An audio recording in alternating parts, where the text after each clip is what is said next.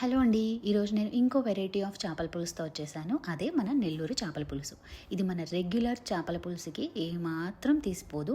చాలా బాగుంటుంది. దీంట్లో మనం మామిడికాయ వేస్తాము. సో చాలా పుల్ల పుల్లగా చాలా బాగుంటుంది.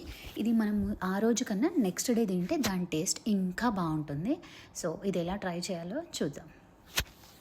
ఫస్ట్ కొంచెం మెంతులు, ఒక హాఫ్ స్పూన్ మెంతులు, 1 స్పూన్ జీలకర్ర, 1 స్పూన్ ఆవాలు ఇవి తీసుకొని డ్రై రోస్ట్ చేసుకొని పక్కన పెట్టుకొని అది చల్లారిన తర్వాత దీన్ని పౌడర్ చేసుకుందాము.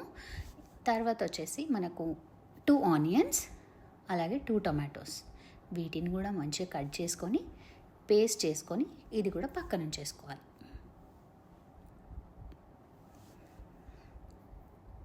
ఇప్పుడు ఈ జీలకర్ర ఆవాలు కూడా చల్లారిన తర్వాత మనం గ్రైండ్ చేసుకోవాలి. దాని తర్వాత ఒక ప్యాన్ పెట్టేసుకొని దాంట్లో కొంచెం ఆయిల్ వేసి జీలకర్ర ఆవాలు అవి కొద్దిగా వేగాక ఈ టొమాటో ఆనియన్ ప్యూరీ ఉంది కదా దాన్ని కూడా అందులో వేసుకొని స్లోగా హై ఫ్లేమ్లో పెట్టకుండా మీడియం ఫ్లేమ్లో పెట్టుకొని అక్కడే ఉండి మంచిగా కుక్ చేసుకోండి, లేకపోతే మాడిపోతుంది. సో నీరంతా వెళ్ళిపోయేంత వరకు ఉంచి అది కొంచెం దగ్గర పడిన తర్వాత ఉప్పు, కారం, పసుపు, ధనియాల పొడి, అల్లం వెల్లుల్లి పేస్ట్ ఇవన్నీ వేసి బాగా వేయించేసుకోండి. ఆ తర్వాత కొంచెం చింతపండుని మనం ముందే నానబెట్టేసుకొని దాంట్లో వచ్చిన పేస్ట్ని తీసి ఇప్పుడు వేసేసుకోండి. ఇది కూడా బాగా మరిగించుకోండి. చాలా వేయించుకున్న తర్వాత మీకు ఎంత వాటర్ కావాలి, గ్రేవీ ఎంత కావాలనుకుంటున్నారో అంత వాటర్ వేసుకొని మంచిగా మరగనివ్వండి. ఆ బబుల్స్ వస్తున్నప్పుడు మూత తీసేసి అప్పుడు మనం దాంట్లో కరివేపాకు, కొత్తిమీర, పచ్చిమిర్చి కూడా వేసుకోండి. చాలా బాగుంటుంది. మీరు అన్నం తినేటప్పుడు ఇది సైడ్స్ పెట్టుకొని తినండి, చాలా చాలా టేస్టీగా ఉంటుంది.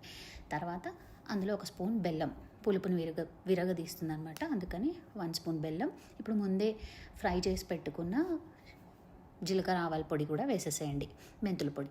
ఆ తర్వాత మనం ముందే ఫిష్ని మ్యారినేట్ చేసి పెట్టుకోవాలి ఉప్పు, పసుపు, కారంతో.